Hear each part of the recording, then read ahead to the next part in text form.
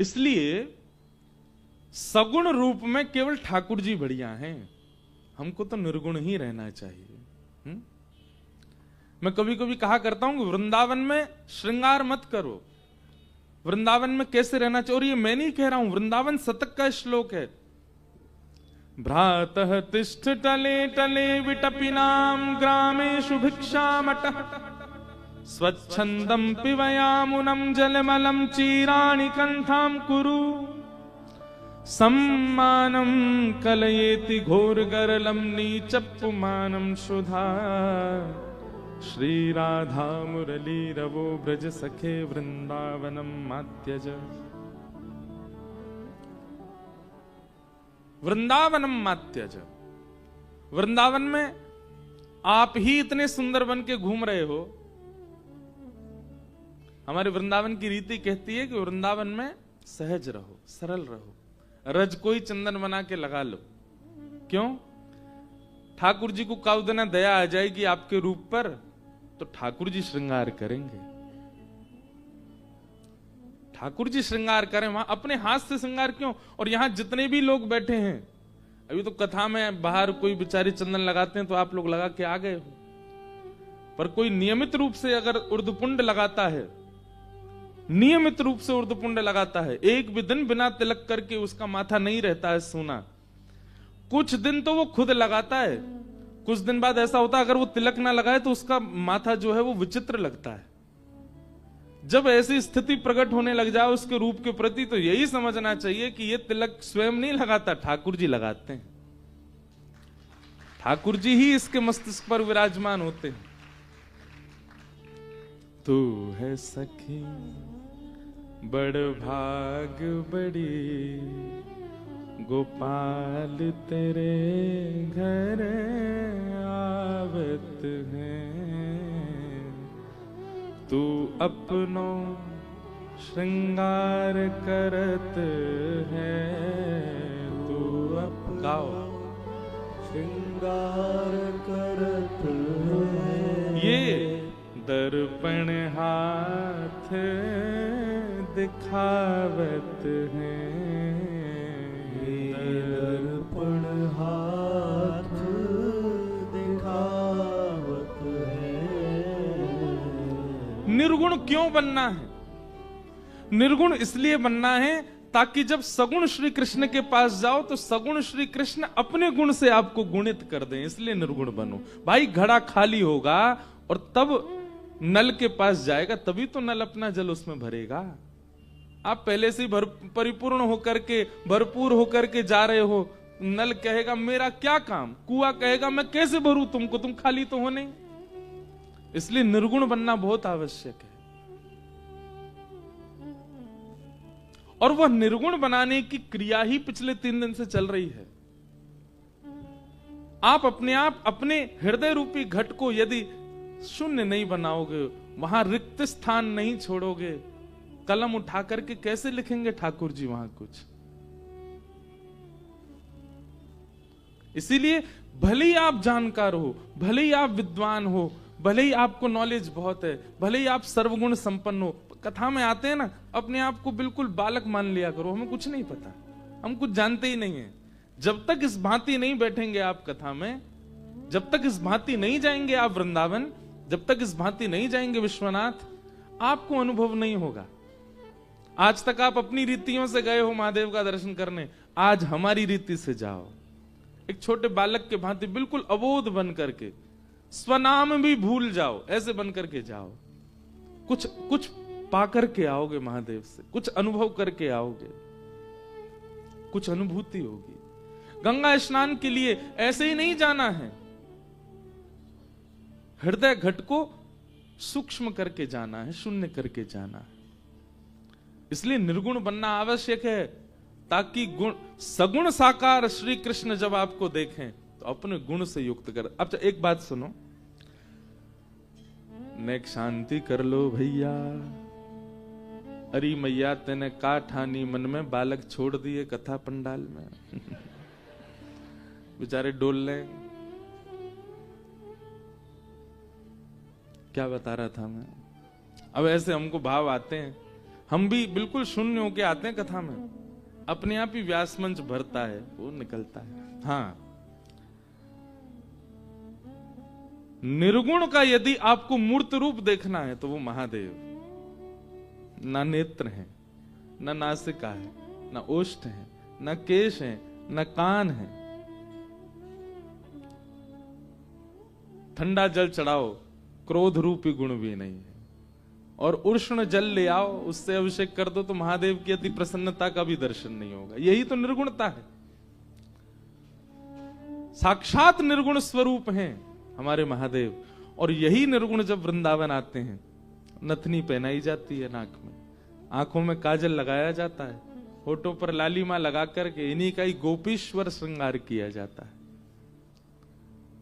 इसका मतलब ये इस बात का द्योतक है कि वृंदावन निर्गुण रूप में ही जाना चाहिए। इसीलिए महादेव पूरे विश्व में निर्गुण रूप में रहते हैं।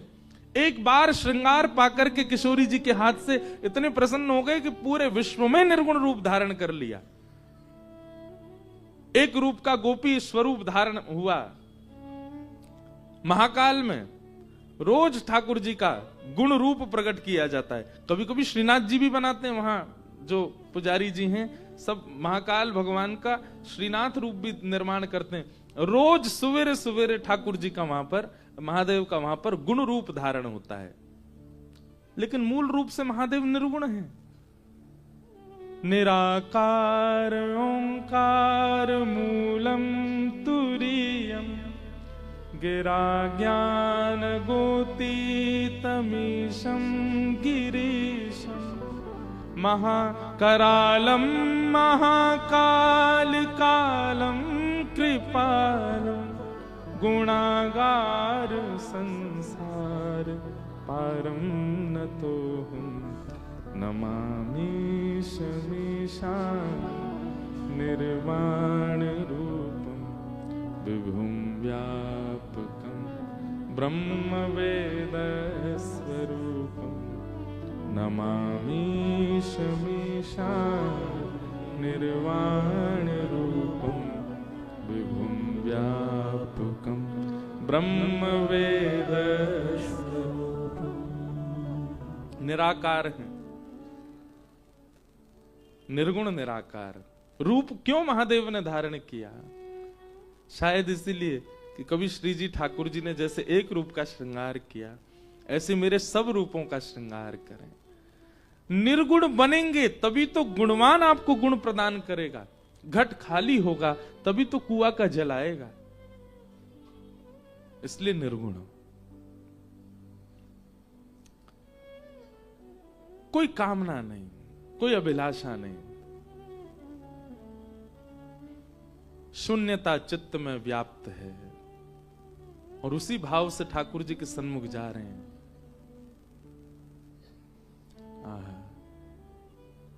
कितने सारे भाव एक साथ एक ही भाव को पुष्ट करने के लिए प्रस्तुत हो जाते हैं कभी कभी।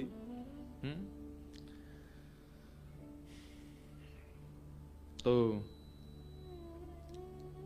महादेव, आपको पता है स्तुतियों का राजा कौन है? शिव महिम्न स्तोत्र। स्तुतियों का राजा कहा गया है शिव महिम्न स्तोत्र को।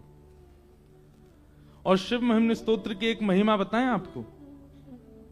अगर कोई व्यक्ति नित्य शिव महिम्न स्तोत्र का पाठ करता है तो हर व्यक्ति के अंदर एक दैवी गुण होता है। सावधानी से सुनिएगा, संसार के हर व्यक्ति के जीवात्मा के अंदर एक दैवी गुण है। वो दैवी गुण कैसा होता है? गायन का भी हो सकता है, नृत्य का भी हो सकता है, पर इसके अलावा कई दैवी गुण जिनको चमत्कारी रूप कहा जाता है। जैसे कि आप व्यक्ति को देखते ही पहचान जाते हैं कि इसका आपके पास आने का आशय क्या है। ये व्यक्तियों को परखने का दैवी गुण हर दूसरे व्यक्ति में होता है, तीसरे व्यक्ति में होता है। आपके सामने आया हुआ व्यक्ति, उसको देखते ही आप पहचान जाते हैं कि वो कैसा है, कैसा नहीं है। उसका रूप देखते ही आप पहचान जाते हैं। यह भी एक दैवी गुण है। कई लोग हैं वो सब्जियों की आकृति देख करके ही पहचान जाते हैं, ये मीठी होगी कि कैसी होगी, क्या होगी, ये भी एक कई लोगों का दैवी गुण। सब्जी मंडी जाओ कभी, महाराज वो क्या उठा के घूम घूमा, हमको तो सबरे आलू एक से लगते, हमको तो सबरे तरबूज एक से लगते, वो ठोक पीट के बजा के समझ जाते ये बढ़िया होगा। ये भी एक दैवी गुण है। कईयों का दैवी गुण होता है, जैसे आपने अपने बालकों का अनुभव किया होगा, एक ही उम्र के दो बालक हैं, पर एक बालक की कैचिंग पावर इतनी अच्छी कि वो विद्यालय में एक बार पढ़ के आता, उसको ट्यूशन की जरूरत नहीं, उसको याद हो जाता है। और दूसरे बालक के पीछे पड़े रहो, लिए किताब पढ़ाते रहो, याद ही नहीं होता उसको। यह भी एक दैवी गुण है। कुछ इस प्रकार की दैवी गुण, जिसको अंग्रेजी में थोड़ा सिक्स्थ सेंस भी बोल दिया जाता है, एक एक्स्ट्रा ऑर्डिनरी माइंड भी कह दिया जाता है। अगर आपका दैवी गुण जिसको आप पहचान चुके हैं वो कभी सूक्ष्म होने लग जाए, अपनी स्थिति से बिलग होने लग जाए, वो आपके अंदर घटने लग जाए, तो शिव महिम्न स्तोत्र के पाठ से वो दैवी गुण पुनः प्रकट हो जाएगा। और किसी को अगर अपनी दैवी शक्ति, दैवी गुण नहीं पता चला है अभी तक, इतनी उम्र होने के बाद भी नहीं पता चला कि मुझ में विशेष क्या है, वो शिव महिम्न स्तोत्र का पाठ प्रारंभ कर दे, कुछ ही दिनों में उसको अनुभव होने लग जाएगा कि उसके अंदर का दैवी गुण कौन सा है। इस शिव महिम्न स्तोत्र की खास बात है। स्तुतियों का राजा कौन है? शिव महिम्न स्तोत्र। एक व्यक्ति था, बड़ी प्रसिद्ध कथा है शिव महिम्न स्तोत्र की, कि एक व्यक्ति था महादेव का बहुत बड़ा उपासक, उसी नगर का एक राजा भी महादेव का बहुत बड़ा उपासक। भक्ति में कभी कभी प्रतिस्पर्धा आ जाती है कि हम पहले जल चढ़ा दें महादेव पे, हमसे पहले कोई ना चढ़ा के जाए। वीवीवीआईपी की भी बहुत कैटेगरी होती है। एक तो होती है हमको बस पास से दर्शन हो जाए, एक होती है हमको अभिषेक का अवसर मिल जाए, एक होता है कि पूरे दिन में सबसे पहला अभिषेक मेरा हो। इतना भी चाहते हैं लोग। तो राजा जो था उसकी ऐसी स्थिति थी कि उसको रहता था कि महादेव पर दिन का सबसे पहला बिल्वपत्र मैं ही चढ़ाऊं, मुझसे पहले कोई ना चढ़ाए। और उसके लिए उसने क्या किया, पूरे नगर से बिल्वपत्र के जितने पौधे वृक्ष आदि थे सबको मिटवा करके एक अपने ही बगीचे में बिल्वपत्रों का बगीचा प्रकट कर दिया। क्यों? मुझसे पहले कोई और बिल्वपत्र कहीं से तोड़ के जा ही नहीं पाएगा। मनमुखी राजा अपने आप बिल्वपत्र लेता और सबसे पहले जाता, उसके अलावा कोई जा ही नहीं सकता, क्योंकि पूरे नगर में बिल्वपत्र है ही नहीं।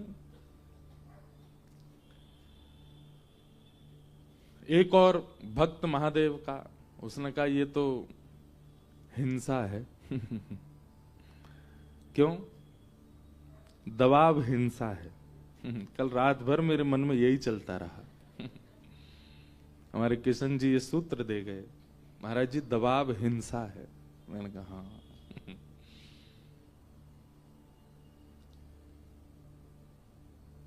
तो महादेव के उस भक्त ने सोचा कि ये तो गलत कर रहे हैं, इन्होंने सारे बिल्वपत्र अपने आंगन में लगा लिए हैं और कोई और जा ही नहीं सकता, ऐसे थोड़ी होता है।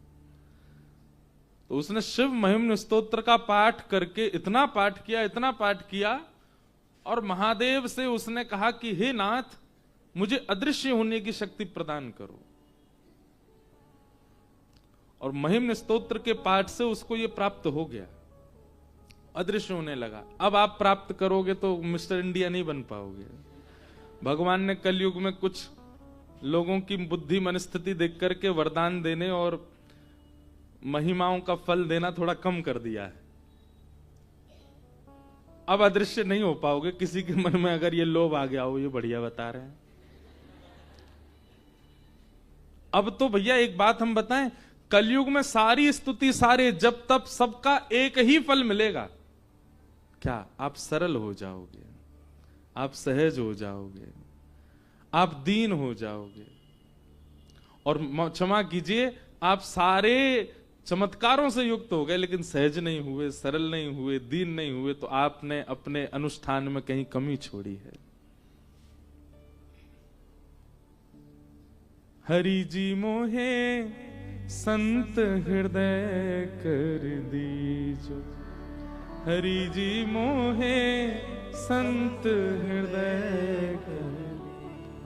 आज तक किसी ने महादेव से ये मांगा नहीं होगा कि हे नाथ मेरे हृदय को संत बना दो, मेरे हृदय को सहज बना दो। पड़ोसियों को देख के ईर्ष्या करता है ये, दूसरे के धन को देख के लोभ करता है ये, पर स्त्री पर पुरुषों के प्रति काम प्रकट करता है ये। हे विश्वनाथ मेरे हृदय को सरल बना दो। कभी कोई मांगता है?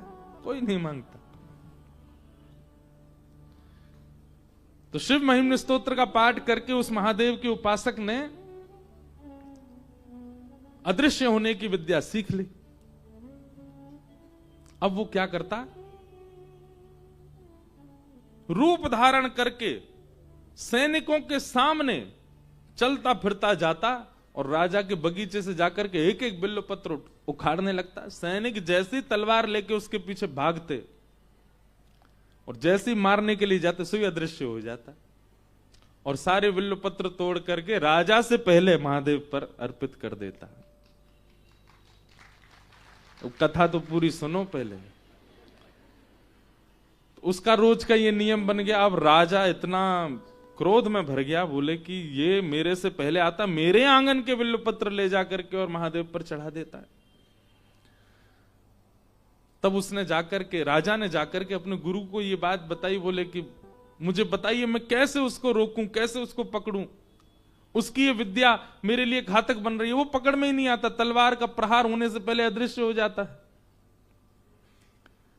तो गुरुजी ने कहा देखो ये दैवी शक्ति है और शिव महिम्न स्तोत्र से उसने उसको जागृत कर लिया है। अगर किसी व्यक्ति की योग्यता, ये भी बहुत ध्यान से सुनने वाली बात है, किसी व्यक्ति की योग्यता, किसी व्यक्ति के स्वभाव, किसी व्यक्ति के गुण, किसी व्यक्ति की बुद्धि, किसी व्यक्ति के दैवी गुणों को यदि नष्ट करना हो तो उसको निर्माल्य के ऊपर चढ़ा दो। महादेव पर अर्पित किया गया बिल्व पत्र, महादेव पर अर्पित किया गया माला, या फिर किसी भी दैव स्थान में ठाकुर जी को अर्पित किया गया कोई भी वस्त्र है, पुष्प है, तुलसी है, कुछ भी है, अगर उस पर किसी का पैर रख दिया जाता है, उसका यह अपराध होता है कि व्यक्ति के भीतर जो फिर दैवी शक्ति होती है वो शून्य हो जाती है, वो नष्ट हो जाती है। व्यक्ति के अंदर जो विवेक बुद्धि होती है वो विवेक बुद्धि कहीं ना कहीं शांत हो जाती है। मंदिर प्रेमिसेस के अंदर अगर आप पैर रखते हैं तो कोई दोष नहीं, पर मंदिर से बाहर अगर आपका पैर पड़ जाए तो भैया इंद्र अपनी गद्दी से जब गिर सकता है निर्माल्य पर पैर रखने से, हम तो मानव हैं। इसलिए मंदिर में तो सावधानी रखो। मंदिर के पुजारी जी आपको बिल्व पत्र दें। अभी अभी देखो आज क्या आया, बाबा का सेहरा आया हमारे लिए विश्वनाथ भगवान को पुजारी जी लेकर के आए। आज वर्ष के प्रारंभ में ही सेहरा पहना दिया है जय हो हमारे पंडित जी बड़े प्रसन्न हो रहे थे सारे तो ये निर्माल्य है, ठाकुर जी को अर्पित है। तो मंदिर के अंदर अगर चरण आपकी गलती से पड़ जाएं तो कोई दोष नहीं, पर मंदिर के बाहर तो इन ऐसे जो भी मंदिर से प्राप्त होने वाली वस्तु उनको बड़ी सावधानी से घर लेकर के आया कीजिए। और संभवतः घर में कहीं बगीचा हो, कहीं सुंदर गार्डन जैसा हो, उसमें एक स्थान निर्माल्य के लिए ही रखिए। धागे सारे निकाल लीजिए और पुष्प आदियों को वहीं व्यवस्थित कर दीजिए। गंगा जी में भी अगर आप पधराते हैं तो वैसे तो गंगा जी में ना पधराएं, इनका उपयोग हो जाएगा अगर इनको भूमिगत ही कर दिया जाए। धागे निकाल लीजिए और उनको भूमिगत कर दीजिए। बहुत सावधानी रखा कीजिए निर्माल्य के प्रति। आज मानव भूल चुका है निर्माल्य की। हमने कई बार देखा मंदिर से निकले उतार करके महाराज कहीं डाल दिया, उसका अपराध। इन्हीं अपराधों से ना जाने कितने अपराध हमारे ऊपर लगे हो। भजन तक कम हो जाएगा हमारा, भक्ति में आलस्य आना प्रारंभ हो जाएगा निर्माल्य पर चरण रख दिया तो गुरु जी ने उपाय बता दिया। बोले निर्माल्य पर उसका पैर अगर पड़ गया तो उसकी अदृश्य होने वाली शक्ति खत्म हो जाएगी। राजा ने यही किया। शंकर जी पे खूब सारे बिल्व पत्र चढ़ाए, अभिषेक आदि करके सारे बिल्व पत्र ले जाकर के सारे बगीचे में फैला दिए। बोले अब आए सुबह, दूसरे दिन जैसे ही वो भक्त आया, वो तो अदब से आता था सबके आगे, जैसे ही सैनिक उसको मारने जाते सो अदृश्य हो जाता। जैसे ही उसने प्रवेश किया, प्रवेश करते ही निर्माल्य पर पैर रख दिया। अब उसको नहीं पता है कि उसके अदृश्य होने की शक्ति जा चुकी है। बिल्वपत्र तोड़ने लगा, राजा भी हंसता हुआ ऊपर से आ रहा था। सैनिक दौड़ करके गए, जैसे ही उसको पकड़ने लगे अदृश्य होने की शक्ति उसकी समाप्त हो गई। राजा बोला अब भाग करके दिखा। तलवार निकाल करके राजा उसका सर धड़ से अलग करने आया। उसने नेत्र बंद करके महादेव से प्रार्थना की, हे महादेव,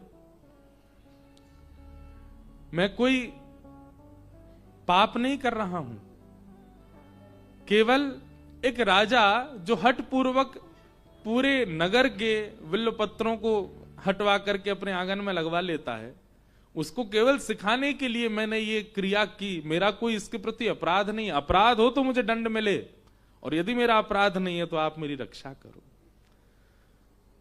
उसके मन में विचार आया, जिस महिम्न स्तोत्र ने मुझे सिद्धि प्रदान की, आज वह सिद्धि चली गई तो पुनः महिम्न स्तोत्र से आ भी जाएगी।